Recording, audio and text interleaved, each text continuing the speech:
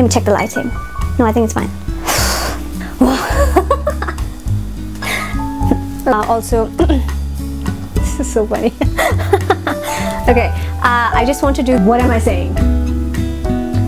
When it comes to shaving. Okay, I'm in that position. There you go. Hi guys, welcome back to my channel. Thank you so much for tuning in again. Here I am with yet another topic which probably will be very useful for you, because today we're actually talking about whether it is better to do shaving or waxing. And I'm talking about your face. So if you should be waxing your face or shaving your face, this is usually a very common question that a lot of us are actually always asking ourselves. So I just thought, why not make a video about this? So before we get into the video, please make sure you do subscribe to the channel and hit the like button if you like this video, just for the YouTube algorithm. It just helps my channel to grow. Okay, thank you very much, and now let's get into the video. All right guys, now let's start talking about the differences between shaving and waxing. Now let's start with the time that it takes. Now with shaving, you honestly don't really need that much time. You probably already know. You can do it at home, you can do it while you're stepping out of the house, you can do it in the shower, you can do it in the morning, in the night. It really does not have any time frame, and it also is very quick. When it comes to waxing, on the other hand, well, that's a time-consuming process. Now, whether you decide to do that at home or whether you decide to go to the salon and do that, it's still going to take somewhat time. If you decide to do that at home, well, you need the spatulas, you need the waxing strips, you need, well, there's 100 types of waxes now, then you need the heating pot. It takes time. You have to warm it up, you have to be somewhat skilled at it as well, and it obviously takes a lot of time.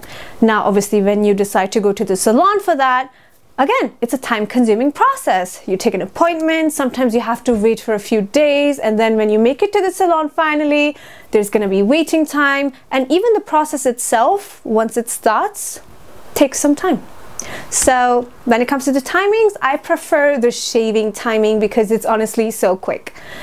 Next point, let's talk about the money factor. Now, shaving honestly does not even cost money. You probably already know. Nowadays, there's this one thing trending so much, which is these, I don't know if you call these twinkle blades or flamingo razors, but there are ladies facial hair removing razors.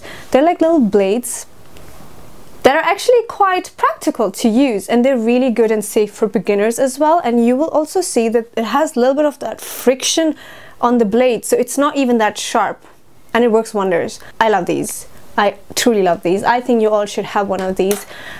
Again, doesn't cost much. You get a packet of 12 of these literally for like £3-4. Again, I will give you guys a link in the description below so you can check that out. It is very quick, and even if you go ahead and use the traditional razors for yourself, even that's very quick, but I would still prefer using these ones here. Okay, now let's talk about the waxing money factor. Well, it costs a lot. It does. Again, whether you do that at home or at the salon, it does cost you a lot more. It costs you a lot more time. It also costs you a lot more money.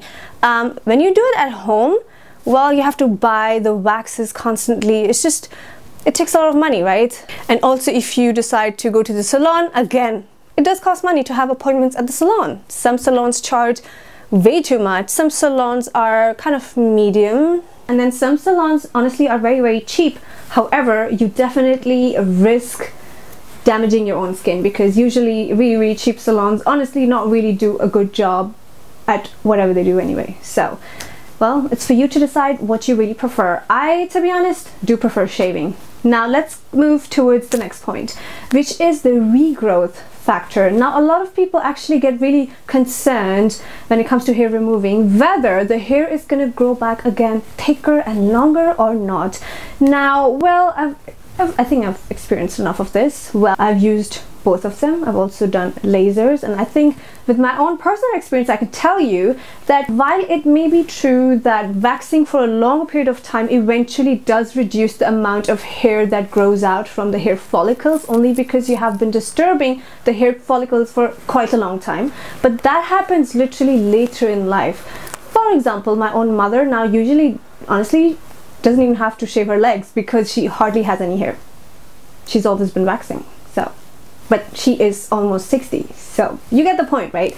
However, when it comes to shaving, regrowth could happen thicker and stronger, but only in this case where you are kind of going against the natural growth of your hair, if that makes sense. So if I were to use this blade here, for example, if I go upwards, that means I'm going against my normal hair growth. That would actually make my hair grow longer and thicker and really, really quick. And I will feel a lot of sharpness here. However, if I use this blade kind of coming down, or let's just keep this a rule, you have to always shave towards your nose. So no matter what part of the face you are, just come towards your nose. Okay, yeah, just go towards your nose and you'll be fine, you know, because you're not really going against the natural growth direction of your hair, if that makes sense. So be very careful with that. You don't want to go against the natural growth of your hair. Just go in the same direction as the hair is growing, and then you will see that it doesn't really grow as thick and strong back like how usually people say it does. So just be careful with that. That's just a nice tip for you guys. Now let's move towards our next point, which is really important, and that is skin sensitivity. Now a lot of people have very, very sensitive skin. So how does that make a difference when it comes to shaving and waxing? Like, how would you be able to decide what to go for?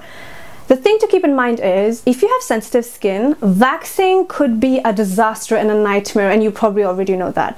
Whenever you do waxing, obviously it is also kind of like a good way of exfoliating your skin, but depending on the procedure, depending on the products being used, how clean everything is, it really depends. And then the aftermath is going to depend on that, okay? So usually you probably must have seen, you kind of get those bumps and just like weird red skin after your waxing sessions, and that stays for a good amount of days, you know. However, with shaving, you kind of don't even get that. So I feel like shaving in a way does not really have any side effects. However, that being said, don't forget the rule. Please shave towards your nose, because that way you kind of minimize the sensitivity to be triggered. That's a good point. Okay. As said, waxing can be really, really harsh for your skin, and then afterwards you always have to like end up using so many creams and so many lotions and so much of cocoa butter or whatever. It's just too much. It's too much during the process. It's too much aftercare. I have just given up on waxing like ages ago, to be honest.